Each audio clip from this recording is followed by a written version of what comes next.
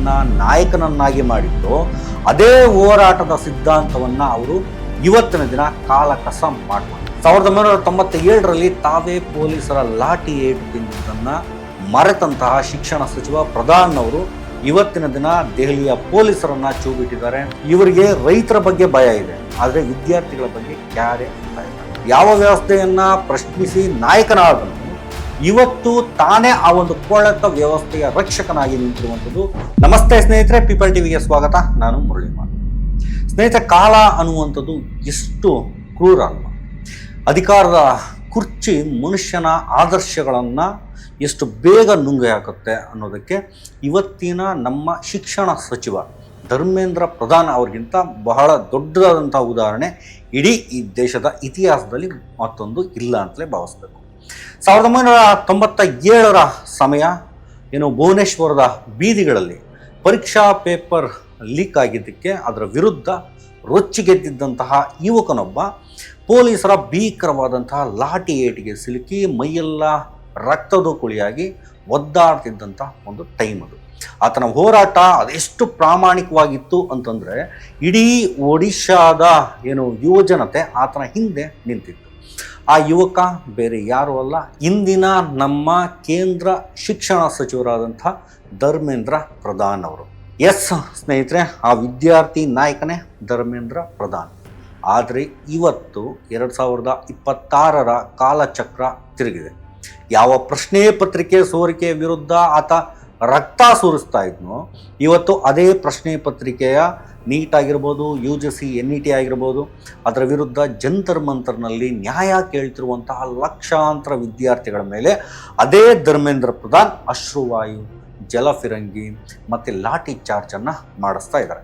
24 ವರ್ಷಗಳ ಕಾಲ ಒಡಿಶಾವನ್ನು ಏಕಸ್ವಾಮ್ಯದಿಂದ ಆಳಿದಂತಹ ನವೀನ್ ಪಟ್ನಾಯಕ್ ಅವರನ್ನು ಮಣಿಸಿ BJPಯನ್ನ ಅಲ್ಲಿ ಅಧಿಕಾರಕ್ಕೆ ತಂದಂತಹ ಪ್ರಧಾನ್ ಇವತ್ತು ವಿದ್ಯಾರ್ಥಿಗಳ ಪಾಲಿಗೆ ವಿಲನ್ ಆಗಿದ್ದಾರೆ. ತಮ್ಮ ಸ್ವಂತ ರಾಜಕೀಯ ಗುರು ಅಡ್ವಾಣಿಯವರನ್ನೇ ನಿರ್ದಾಕ್ಷಿಣ್ಯವಾಗಿ ಮೂಲೆಗೆ ಸರಿಸಿದಂತಹ ಪ್ರಧಾನಿ ಮೋದಿ ಇಷ್ಟೆಲ್ಲ ರಾದ್ದಾಂತಗಳಾಗ್ತಾ ಇದ್ರೂ ಕೂಡ ಪ್ರಧಾನ್ ಅವರನ್ನು ಮಾತ್ರ ಗಟ್ಟಿಮುಟ್ಟಾಗಿ ಅಪ್ಪಿಕೊಂಡು ಕೂತಿದ್ದಾರೆ.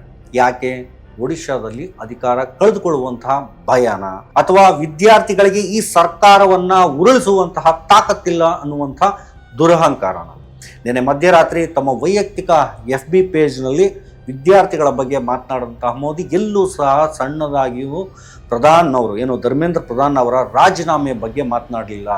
ತಪ್ಪು ಮಾಡಿದವರಿಗೆ ಶಿಕ್ಷೆ ನೀಡ್ತೇವೆ, ವಿದ್ಯಾರ್ಥಿಗಳ ಜೊತೆ ನಿಲ್ತೇವೆ ಅಂತ ಅಂದರು. ಅಂದರೆ ಅದರ ಅರ್ಥ ಏನಪ್ಪ ಅಂತಂದರೆ ಧರ್ಮೇಂದ್ರ ಪ್ರಧಾನ್ ಅವರನ್ನು ಕೈ ಬಿಡಲ್ಲ ಅನ್ನೋದನ್ನು ಇಂಡೈರೆಕ್ಟ್ ಆಗಿ ಇಲ್ಲಿ ಹೇಳ್ತಾ ಬಂದರು.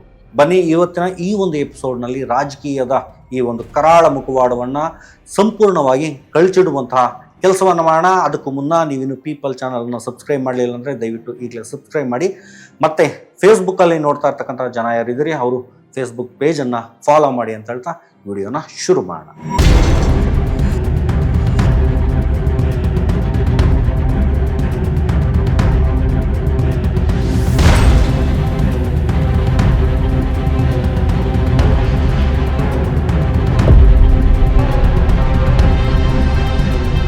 ಸ್ನೇಹಿತರೆ, ಈ ಇಡೀ ಕಥೆಯನ್ನ ಅರ್ಥ ಮಾಡ್ಕೊಳ್ಬೇಕಾದ್ರೆ ನಾವು ಮೊದಲು ಒಡಿಶಾ ಅಂತ ಏನು ಕರಿತೀವಿ, ಒರಿಸ್ಸಾದ ರಾಜಕೀಯವನ್ನ ಅರ್ಥ ಮಾಡ್ಕೊಳ್ಬೇಕಾಗತ್ತೆ.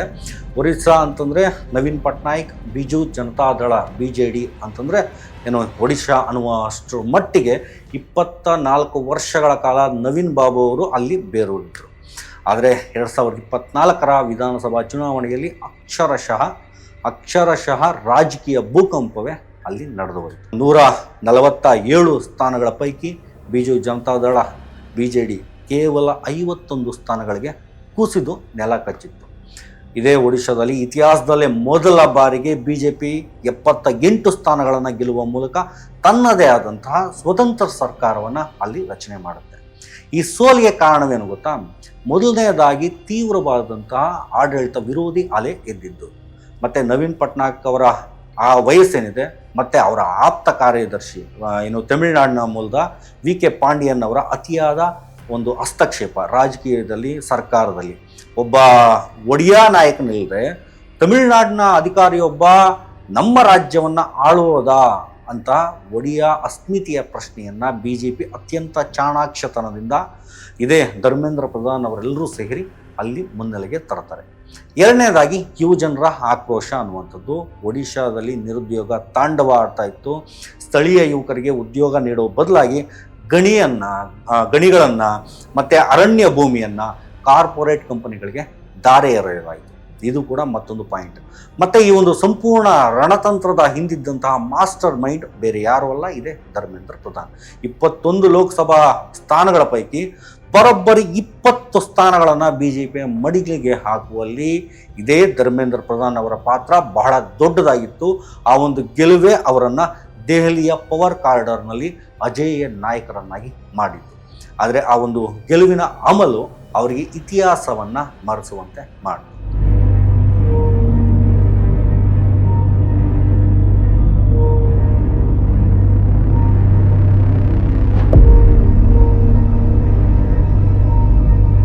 ಇವತ್ತು ಜಂತರ್ ಮಂತರ್ನಲ್ಲಿ ವಿದ್ಯಾರ್ಥಿಗಳನ್ನು ಉಗ್ರರಂತೆ ಕಾಣ್ತಿರುವಂತಹ ಪ್ರಧಾನ್ ಅವರ ಗತಕಾಲಕ್ಕೆ ನಾವು ಹೋಗಲೇಬೇಕಾಗತ್ತೆ.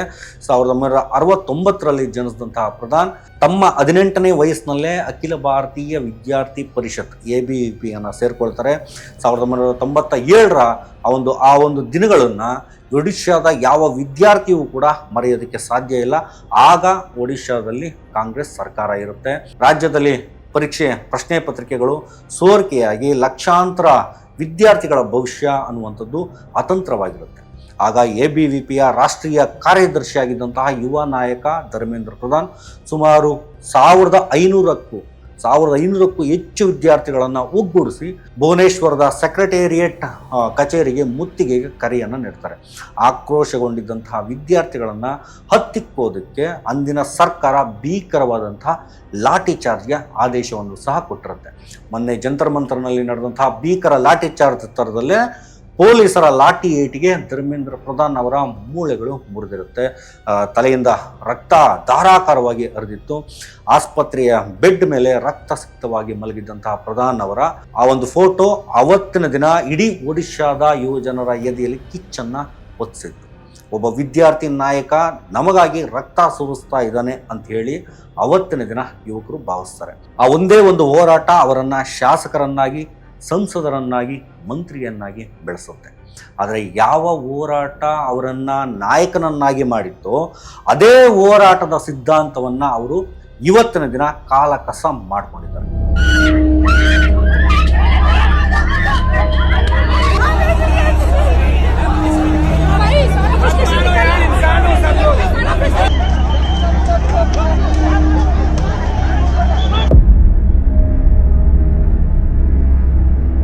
ಸ್ನೇಹಿತರೆ, ಈಗ ಪ್ರಸ್ತುತಕ್ಕೆ ಬಂದು ನೋಡೋದಾದರೆ 2026ರ ಈ ದಿನಗಳು ಭಾರತದ ಶಿಕ್ಷಣ ವ್ಯವಸ್ಥೆಯ ಅತ್ಯಂತ ಕರಾಳ ಅಧ್ಯಾಯ ಅಂತಲೇ ನಾವು ನೋಡಬೇಕಾಗತ್ತೆ. ನೀಟ್, UGC, NET ಸೇರಿದಂತೆ ರಾಷ್ಟ್ರೀಯ ಮಟ್ಟದ ಪ್ರತಿಯೊಂದು ಪರೀಕ್ಷೆಯ ಪತ್ರಿಕೆಗಳು ಏನಿದ್ದಾವೆ 30ರಿಂದ 40 ಲಕ್ಷ ರೂಪಾಯಿಗಳಿಗೆ ಹರಾಜಾಗಿದ್ದಾವೆ. ದಿನಕ್ಕೆ 18 ಕಾಲ ಓದಿದಂತಹ ಬಡ ಮಧ್ಯಮ ವರ್ಗದ ವಿದ್ಯಾರ್ಥಿಗಳ ಕನಸುಗಳೇನಿದ್ದಾವೆ ವ್ಯವಸ್ಥಿತವಾಗಿ ಆ ಒಂದು ಕನಸುಗಳನ್ನು ಕತ್ತಿಸ್ತಾ ಇದ್ದಾರೆ. ನಿರ್ದಯವಾಗಿ ಕತ್ತಿಸುವಂಥ ಕೆಲಸವನ್ನು ಮಾಡ್ತಾ ಇದ್ದಾರೆ. ಈ ಹಗರಣಗಳ ಬೆನ್ನಲ್ಲೇ ಸುಮಾರು 20ಕ್ಕೂ ಹೆಚ್ಚು ಜನ ವಿದ್ಯಾರ್ಥಿಗಳು ಖಿನ್ನತೆಗೆ ಒಳಗಾಗಿ ಆತ್ಮಹತ್ಯೆಗಳನ್ನು ಮಾಡ್ಕೊಂಡಿದ್ದಾರೆ. ಆ ತಾಯಂದಿರ ಕಣ್ಣೀರಿಗೆ ಯಾರು ಹೊಣೆ ಆಗಬೇಕಾಗತ್ತೆ? ಇದರ ವಿರುದ್ಧನೇ ಇವತ್ತಿನ ದಿನ ದೇಶದ ಯುವಜನರು ಕಾಕ್ರೋಚ್ ಜನತಾ ಪಾರ್ಟಿ ಅನ್ನುವಂಥ ವಿನೂತನ ಆದರೆ ಅತ್ಯಂತ ಪ್ರಬಲವಾದಂಥ ಒಂದು ಚಳವಳಿಯನ್ನು ದೆಹಲಿಯ ಜಂತರ್ ಮಂತರ್ನಲ್ಲಿ ಹುಟ್ಟಾಕಿದ್ದಾರೆ.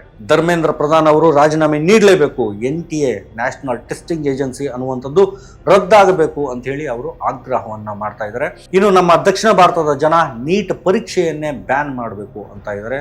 ನಿಜಕ್ಕೂ ಇದು ಆಗಲೇಬೇಕಾಗಿದೆ. 1997ರಲ್ಲಿ ತಾವೇ ಪೊಲೀಸರ ಲಾಠಿ ಏಟು ತಿಂದಿದ್ದನ್ನು ಮರೆತಂತಹ ಶಿಕ್ಷಣ ಸಚಿವ ಪ್ರಧಾನ್ ಅವರು ಇವತ್ತಿನ ದಿನ ದೆಹಲಿಯ ಪೊಲೀಸರನ್ನು ಚೂ ಬಿಟ್ಟಿದ್ದಾರೆ. 2026ರ ಜುಲೈ 20ರಂದು ನಡೆದಂತಹ ಚಲೋ ಸಂಸತ್ ಮೆರವಣಿಗೆಯನ್ನು ತಡೆಯೋದಕ್ಕೆ ಬ್ಯಾರಿಕೇಡ್ಗಳನ್ನು ಹಾಕ್ತಾರೆ, ವಾಟರ್ ಕ್ಯಾನನ್ಗಳನ್ನು ಬಳಸ್ತಾರೆ, ವಿದ್ಯಾರ್ಥಿಗಳನ್ನು ಉಗ್ರರಂತೆ ನಡೆಸ್ಕೊಳ್ತಾರೆ. ವಿಪರ್ಯಾಸ ನೋಡಿ ಸ್ನೇಹಿತರೆ. ಅವತ್ತಿನ ದಿನ 1997ರಲ್ಲಿ ಪ್ರಧಾನ್ ಅವರ ಮೇಲೆ ಲಾಠಿ ಚಾರ್ಜ್ ಆದಾಗ ಅದನ್ನು ಖಂಡಿಸಿದಂತಹ ಒಡಿಶಾದ ಮಾಜಿ ಮುಖ್ಯಮಂತ್ರಿ ನವೀನ್ ಪಟ್ನಾಯಕ್ ಇವತ್ತು ಅದೇ ಪ್ರಧಾನ್ ವಿರುದ್ಧ ತಿರುಗಿ ಬಿದ್ದಿದ್ದಾರೆ. ವಿದ್ಯಾರ್ಥಿಗಳ ಮೇಲಿನ ದೌರ್ಜನ್ಯ ಏನು ನಡೀತಾ ಇದೆ ಅದು ಅಕ್ಷಮ್ಯ, ನೈತಿಕ ಹೊಣೆ ಹೊತ್ತು ಧರ್ಮೇಂದ್ರ ಪ್ರಧಾನ್ ಅವರು ತಕ್ಷಣವೇ ರಾಜೀನಾಮೆ ನೀಡಬೇಕು ಅಂತೇಳಿ ಇವತ್ತಿನ ದಿನ ನವೀನ್ ಪಟ್ನಾಯಕ್ ಅವರು ಗುಡುಗಿದ್ದಾರೆ. ಇದೇ ಧರ್ಮೇಂದ್ರ ಪ್ರಧಾನ್ ಅವರ ವಿರುದ್ಧ. ಯಾವ ವ್ಯವಸ್ಥೆಯನ್ನ ಪ್ರಶ್ನಿಸಿ ನಾಯಕನಾದನು ಇವತ್ತು ತಾನೇ ಆ ಒಂದು ಕೊಳೆತ ವ್ಯವಸ್ಥೆಯ ರಕ್ಷಕನಾಗಿ ನಿಂತಿರುವಂಥದ್ದು ಕಾಲದ ಅತ್ಯಂತ ಕ್ರೂರ ವಿಪರ್ಯಾಸ ಅಲ್ಲದೆ ಮತ್ತೇನು ಅನ್ನುವಂಥದ್ದನ್ನು ನಾವಿಲ್ಲಿ ಪ್ರಶ್ನೆ ಮಾಡಬೇಕಾಗತ್ತೆ. ಇಷ್ಟೆಲ್ಲ ರಾದ್ದಾಂತಗಳಾದರೂ ಕೂಡ, ಇಷ್ಟಂತೆಲ್ಲ ರಾದ್ದಾಂತಗಳು ನಡೀತಿದ್ರು ಕೂಡ ದೇಶದ ಪ್ರಧಾನಿಯವರು ನರೇಂದ್ರ ಮೋದಿಯವರು ಕಳೆದ 22-23 ದಿನ ಆದರೂ ಕೂಡ ತುಟಿ ಬಿಚ್ಚಿರಲಿಲ್ಲ. ನಿನ್ನೆ ರಾತ್ರಿ ಅಂದರೆ ಮಧ್ಯರಾತ್ರಿಯಲ್ಲಿ ಯಾಕೆ ವಿಡಿಯೋ ಮಾಡಿದ್ರು? ಇಡೀ ದೇಶವೇ ಪ್ರಧಾನ್ ಅವರ ರಾಜೀನಾಮೆ ಕೇಳ್ತಾ ಇದ್ರು ಕೂಡ ಮೋದಿಯವರು ಮಾತ್ರ ಅವರನ್ನು ಯಾಕೆ ರಕ್ಷಣೆ ಮಾಡ್ತಾ ಇದ್ದಾರೆ? ರಾತ್ರಿ ಆ ಒಂದು ವಿಡಿಯೋದಲ್ಲಿ ರಾಜೀನಾಮೆ ಅನ್ನುವಂಥ ಮಾತೇ ಇಲ್ವಲ್ಲ. ಇಲ್ಲೇ ಇರುವಂಥದ್ದು ಅಸಲಿ ಚಾಣಕ್ಯ ನೀತಿ ಮತ್ತು ರಾಜಕೀಯದ ಒಂದು ಕ್ರೂರ ಲೆಕ್ಕಾಚಾರ. ನೆನಪು ಮಾಡ್ಕೊಳ್ಳಿ, ನರೇಂದ್ರ ಮೋದಿ ಅವರು ಭಾವನೆಗಳ ಆಧಾರದ ಮೇಲೆ ರಾಜಕಾರಣವನ್ನು ಮಾಡುವಂಥವರಲ್ಲ. ರಥಯಾತ್ರೆ ಮಾಡಿ ಇಡೀ ದೇಶದಲ್ಲಿ BJPಗೆ ಜೀವ ತುಂಬಿದ್ದಂತಹ ಮೋದಿಯವರಿಗೆ ರಾಜಕೀಯ ಜನ್ಮವನ್ನು ನೀಡಿದಂತಹ ಸ್ವತಃ ಲಾಲ್ ಕೃಷ್ಣ ಅಡ್ವಾಣಿಯವರನ್ನೇ ಮಾರ್ಗದರ್ಶಕ ಮಂಡಳಿ ಅಂತ ಒಂದು ಹೆಸರಿನಲ್ಲಿ ಒಂದು ಯಾವುದೋ ಒಂದು ಟೀಮನ್ನು ಕಟ್ಟಿ ಮುಲಾಜಿಲ್ಲದೆ ಮೂಲೆ ಗುಂಪು ಮಾಡ್ತಾರೆ. ಮುರಳಿ ಮನೋಹರ್ ಜೋಶಿ ಅವರ ಕತೆ ಕೂಡ ಅದೇ ಆಗತ್ತೆ. ಅಂಥದ್ರಲ್ಲಿ ಧರ್ಮೇಂದ್ರ ಪ್ರಧಾನ್ ಮೇಲೆ ಇಷ್ಟೊಂದು ಪ್ರೀತಿ, ಇದಕ್ಕೆ ಪ್ರಮುಖವಾಗಿ 3 ಸ್ಪಷ್ಟವಾದ ರಾಜಕೀಯ ಕಾರಣಗಳಿವೆ. ಒಡಿಶಾದ ಭವಿಷ್ಯದ ಭಯ. 2024ರ ಲೋಕಸಭಾ ಚುನಾವಣೆಯಲ್ಲಿ ಉತ್ತರ ಪ್ರದೇಶ, ಮಹಾರಾಷ್ಟ್ರ, ಬಂಗಾಳದಲ್ಲಿ BJPಗೆ ಭಾರೀ ಪೆಟ್ಟು ಬಿದ್ದಾಗ, ಭಾರೀ ಏಟು ತಿಂದಾಗ ಪಕ್ಷದ ಮಾನ ಉಳಿಸಿದ್ದು ಇದೇ ಒಡಿಶಾ. 20 ಸ್ಥಾನಗಳನ್ನು ಗೆದ್ದುಕೊಡ್ತಾರೆ. ಪ್ರಧಾನ್ ಒಡಿಶಾದಲ್ಲಿ BJPಯ ಚಾಣಕ್ಯ. ಅವರನ್ನು ಈಗ ಸಂಪುಟದಿಂದ ಕಿತ್ತಾಕಿದ್ರೆ ಅಥವಾ ತೆಗೆದುಹಾಕಿದ್ರೆ ಒಡಿಶಾದಲ್ಲಿ ಪಕ್ಷ ಬಂಡಾಯ ಎದುರಿಸಬೇಕಾದಂಥ ಒಂದು ಪರಿಸ್ಥಿತಿ ಎದುರಾಗುತ್ತೆ. ಹೊಸದಾಗಿ ಕಟ್ಟಿದಂತಹ ಸಾಮ್ರಾಜ್ಯವೇ ಕುಸಿದು ಬೀಳುವಂತಹ ಭಯ ಇದೇ BJPಗಿದೆ, ಇದೇ RSSಗಿದೆ, ಇದೇ ಮೋದಿಗಿದೆ, ಇದೇ ಅಮಿತ್ ಶಾ ಅವರಿಗಿದೆ. RSS ಜೊತೆಗಿನ ಕಳ್ಳು ಬಳ್ಳಿ ಸಂಬಂಧ. 2ನೇ ಪಾಯಿಂಟ್ ನೋಡೋದಾದ್ರೆ, ಪ್ರಧಾನ್ ಅವರು ಕೇವಲ ರಾಜಕಾರಣಿಯಲ್ಲ, ಅವರು RSSನ ಅಚ್ಚುಮೆಚ್ಚಿನ ಸ್ವಯಂ ಸೇವಕ. ABVPಯಿಂದ ಬಂದಂತಹ ಅವರನ್ನು ತೆಗೆದುಹಾಕುವಂಥದ್ದು ಸಂಘ ಪರಿವಾರದ ಒಂದು ಪ್ರಬಲ ಬಣವನ್ನು, ಸಂಘ ಪರಿವಾರದಲ್ಲಿರ್ತಕ್ಕಂಥ ಒಂದು ಪ್ರಬಲವಾದಂಥ ಒಂದು ಬಣವನ್ನು ಎದುರಾಕೊಂಡಂತೆ ಅನ್ನುವಂಥ ಲೆಕ್ಕಾಚಾರ ಕೂಡ ಇಲ್ಲಿದೆ. ಸರ್ಕಾರದ ಭ್ರಮೆ ಮತ್ತು ದುರಹಂಕಾರ. ಏನು, ವಿದ್ಯಾರ್ಥಿಗಳಿಗೆ ಮತದಾನದ ಶಕ್ತಿ ಇಲ್ಲ, ಅವರು ಜಾತಿ ಧರ್ಮದ ಆಧಾರದ ಮೇಲೆ ಒಡೆದು ಹೋಗಿದ್ದಾರೆ, ಕೇವಲ ಯುವಜನರಿಂದ ಒಂದು ಸರ್ಕಾರವನ್ನು ಉರುಳಿಸೋಕೆ ಸಾಧ್ಯ ಇಲ್ಲ ಅನ್ನುವಂತಹ ಒಂದು ದುರಹಂಕಾರದ ಭ್ರಮೆ ದೆಹಲಿಯ ಆಡಳಿತಶಾಹಿಯನ್ನು ಆವರಿಸಿದೆ. ಇವರಿಗೆ ರೈತರ ಬಗ್ಗೆ ಭಯ ಇದೆ, ಆದರೆ ವಿದ್ಯಾರ್ಥಿಗಳ ಬಗ್ಗೆ ಕ್ಯಾರೆ ಅಂತ ಇಲ್ಲ. ಇದು ಕೇವಲ ನಮ್ಮ ದೇಶದ ಒಳಗಿನ ಸಮಸ್ಯೆಯಾಗಿ ಉಳಿದಿಲ್ಲ ಸ್ನೇಹಿತರೆ. ಅಂತಾರಾಷ್ಟ್ರೀಯ ಮಟ್ಟದಲ್ಲಿ ಭಾರತದ ಶಿಕ್ಷಣ ವ್ಯವಸ್ಥೆ ಮತ್ತು ಪ್ರಜಾಪ್ರಭುತ್ವದ ಮಾನ ಮರ್ಯಾದೆ ಅನ್ನುವಂಥದ್ದೇನಿದೆ ಅದು ಹರಾಜಾಗ್ತಾ ಇದೆ. ಇತ್ತೀಚಿನ ಟೈಮ್ ಮ್ಯಾಗಝಿನ್ ತನ್ನ ಮುಖಪುಟದ ವರದಿಯಲ್ಲಿ India's education crisis, how paper leaks are destroying a generation ಅನ್ನುವಂಥ ಒಂದು ಶೀರ್ಷಿಕೆಯಲ್ಲಿ ಭಾರತದ ಶಿಕ್ಷಣ ಬಿಕ್ಕಟ್ಟು, ಪ್ರಶ್ನೆ ಪತ್ರಿಕೆಯ ಸೋರಿಕೆಗಳು ಒಂದು ಪೀಳಿಗೆಯನ್ನು ಹೇಗೆ ನಾಶಪಡಿಸ್ತವೆ ಅಂಥೇಳಿ ಒಂದು ಶೀರ್ಷಿಕೆಯನ್ನು ಕೊಟ್ಟು ಅವರು ಒಂದು ಲೇಖನವನ್ನು ಬರೀತಾರೆ. ಫ್ರೆಂಚ್ ಸುದ್ದಿ ಸಂಸ್ಥೆ AFP ಮತ್ತು ಅಮೆರಿಕದ ವಾಷಿಂಗ್ಟನ್ ಪೋಸ್ಟ್ ಅನ್ನುವಂಥ ಪತ್ರಿಕೆಗಳು ಶಾಂತಿಯುತವಾಗಿ ಪ್ರತಿಭಟನೆ ಮಾಡ್ತಿರುವಂಥ ಭಾರತೀಯ ವಿದ್ಯಾರ್ಥಿಗಳ ಮೇಲೆ ನಡೀತಿರುವಂತಹ ಪೊಲೀಸ್ ದೌರ್ಜನ್ಯ ಅನ್ನುವಂಥದ್ದು ಭಾರತದಲ್ಲಿ ಪ್ರಜಾಪ್ರಭುತ್ವ ಕುಸಿತವನ್ನು ತೋರಿಸುತ್ತೆ ಅಂತ ಕಟುವಾಗಿ ಟೀಕೆ ಮಾಡಿದ್ದಾರೆ. ವಿಶ್ವದಾದ್ಯಂತ ಹೂಡಿಕೆದಾರರು ಮತ್ತು ಶಿಕ್ಷಣ ತಜ್ಞರು ಅಂತ ಯಾರಿದ್ದಾರೋ ಅವರು ಮೆರಿಟ್ ಇಲ್ಲದೆ ಕೇವಲ ಹಣ ಕೊಟ್ಟು ಪಾಸಾಗುವಂಥ ವಿದ್ಯಾರ್ಥಿಗಳಿಂದ ಭಾರತ ಭವಿಷ್ಯದಲ್ಲಿ ತಂತ್ರಜ್ಞಾನ ಮತ್ತು ವೈದ್ಯಕೀಯ ಕ್ಷೇತ್ರದಲ್ಲಿ ಹೇಗೆ ವಿಶ್ವಗುರು ಆಗೋದಕ್ಕೆ ಸಾಧ್ಯ ಅಂಥೇಳಿ ಪ್ರಶ್ನೆಯನ್ನು ಮಾಡ್ತಾ ಇದ್ದಾರೆ. ಆದರೂ ಕೂಡ ನಮ್ಮ ಸರ್ಕಾರ ಎಲ್ಲವೂ ಸರಿಯಾಗಿದೆ ಅಂತ ನಾಟಕ ಮಾಡ್ತಾ ಇದೆ. ಸ್ನೇಹಿತರೆ, ಈ ಒಂದು ವಿಶ್ಲೇಷಣೆಯ ಕೊನೆಯಲ್ಲಿ ನಾವೊಂದು ಸತ್ಯವನ್ನು ಒಪ್ಪಿಕೊಳ್ಳೇಬೇಕಾಗುತ್ತೆ. ವಸ್ತುನಿಷ್ಠವಾಗಿ ಹೇಳೋದಾದರೆ ಇದೊಂದು ಕೇವಲ ಒಬ್ಬ ಮಂತ್ರಿಯ ರಾಜೀನಾಮೆಯ ಪ್ರಶ್ನೆ ಅಲ್ವೇ ಅಲ್ಲ, ಇದು ಕೊಳೆತು ನಾರ್ತಾ ಇರುವಂಥ ವ್ಯವಸ್ಥೆಯ ಪ್ರಶ್ನೆ. ಒಬ್ಬ ಸಾಮಾನ್ಯ ಕಾರ್ಯಕರ್ತನಾಗಿದ್ದಂತಹ ವಿದ್ಯಾರ್ಥಿ ಆಗಿದ್ದಾಗ ವ್ಯವಸ್ಥೆಯನ್ನು ಪ್ರಶ್ನಿಸಿದಂತಹ ವ್ಯಕ್ತಿ ಇವತ್ತಿನ ದಿನ ತಾನೇ ಅಧಿಕಾರದ ಗದ್ದಿಗೆ ಏರಿದಾಗ ವಿದ್ಯಾರ್ಥಿಗಳ ಧ್ವನಿಯನ್ನು ಅಹಂಕಾರದಿಂದ ಹತ್ತಿಕ್ತಾ ಇದ್ದಾನೆ. ಆದರೆ ಇತಿಹಾಸದ ಪುಟಗಳನ್ನು ತಿರುವಿ ನೋಡಿ ಸ್ನೇಹಿತರೆ, 1974ರ ಜಯಪ್ರಕಾಶ್ ನಾರಾಯಣ್ ಅವರ ಒಂದು JP ಮೂಮೆಂಟ್ ಅಂತ ಏನು ಕರಿತೀವಿ, ಜಯಪ್ರಕಾಶ್ ನಾರಾಯಣ್ ಅವರ ನೇತೃತ್ವದಲ್ಲಿ ನಡೆದಂಥ ವಿದ್ಯಾರ್ಥಿ ಚಳವಳಿ ಇಂದಿರಾ ಗಾಂಧಿಯಂತಹ ಉಕ್ಕಿನ ಮಹಿಳೆಯ ಸರ್ಕಾರವನ್ನೇ ಬುಡುಮೇಲು ಮಾಡಿತ್ತು. ವಿದ್ಯಾರ್ಥಿಗಳ ಆಕ್ರೋಶಕ್ಕೆ, ಯುವಜನರ ಕಣ್ಣೀರಿಗೆ ಸರ್ಕಾರಗಳು ಬೇರು ಸಹಿತ ಕಿತ್ತಾಕುವಂಥ ಶಕ್ತಿ ಇದೆ. ಇವತ್ತು ಜಂತರ್ ಮಂತರ್ನಲ್ಲಿ ಬೀಳ್ತಿರುವಂಥ ಪ್ರತಿಯೊಂದು ಲಾಠಿ ಏಟು ಕೂಡ, ಹರಿತಿರುವಂಥ ಪ್ರತಿಯೊಂದು ಹನಿ ರಕ್ತವೂ ಕೂಡ ನಾಳಿನ ರಾಜಕೀಯದ ಬದಲಾವಣೆಯ ಅಡಿಪಾಯವನ್ನು ಬರಿತಾ ಇದೆ. ವಿದ್ಯಾರ್ಥಿ ಶಕ್ತಿಯನ್ನು ಕಡೆಗಣಿಸಿದವರ, ಯುವಜನತೆಯ ಭವಿಷ್ಯದ ಜೊತೆ ಚೆಲ್ಲಾಟ ಆಡಿದವರ ಗತಿ ಏನಾಗತ್ತೆ ಅನ್ನುವಂಥದ್ದು ಮುಂದಿನ ಚುನಾವಣೆಗಳಲ್ಲಿ ನಿರ್ಧಾರ ಆಗುತ್ತೆ. ಅಧಿಕಾರ ಯಾವತ್ತಿಗೂ ಸಹ ಶಾಶ್ವತ ಅಲ್ಲ, ಆದರೆ ಇತಿಹಾಸ ಎಲ್ಲವನ್ನು ನೆನಪಲ್ಲಿ ಇಟ್ಕೊಂಡಿರುತ್ತೆ. ಮತ್ತು ಇತಿಹಾಸ ಯಾವತ್ತೂ ಸಹ ಯಾರನ್ನು ಕ್ಷಮಿಸೋದಿಲ್ಲ. ಜೈ ಭೀಮ್, ಜೈ ಹಿಂದ್, ಜೈ ಕರ್ನಾಟಕ.